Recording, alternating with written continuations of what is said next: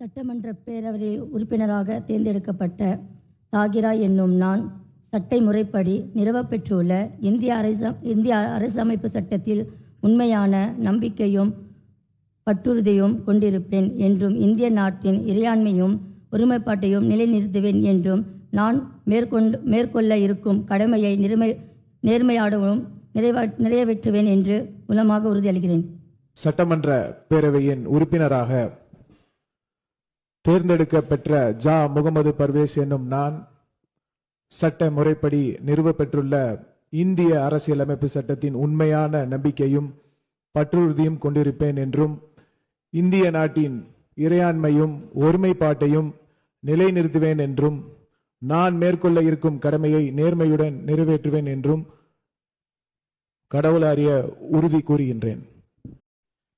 இறைவனின் திருப்பெயரால் சட்டமன்ற பேரவையின் உறுப்பினராக தேர்ந்தெடுக்கப்பெற்ற அசன்சா முகமது யாசின் ஷாஜஹான் என்னும் நான் சட்டமுறைப்படி நிறுவப்பெற்றுள்ள இந்திய அரசமைப்பு சட்டத்தில் உண்மையான நம்பிக்கையும் பற்றுறுதியும் கொண்டிருப்பேன் என்றும் இந்திய நாட்டின் இறையாண்மையையும் ஒருமைப்பாட்டையும் நிலைநிறுத்துவேன் என்றும் நான் மேற்கொள்ள இருக்கும் கடமையை நேர்மையுடன் நிறைவேற்றுவேன் என்றும் உளமாற உறுதி கூறுகின்றேன். முஸ்லிம் லீக் ஜிந்தாபாத். கண்ணிய அரசியலை கட்டி காப்போம். கண்ணியமிகு காயிதே மில்லத்.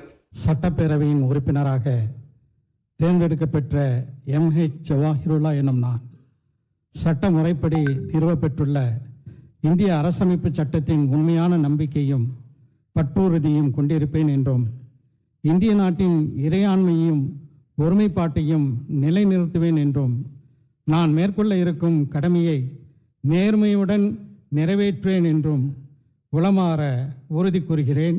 வாழட்டும் தமிழ்நாடு, வளரட்டும் சமூக நல்லிணக்கம். ஜெய்ஹிந்த்.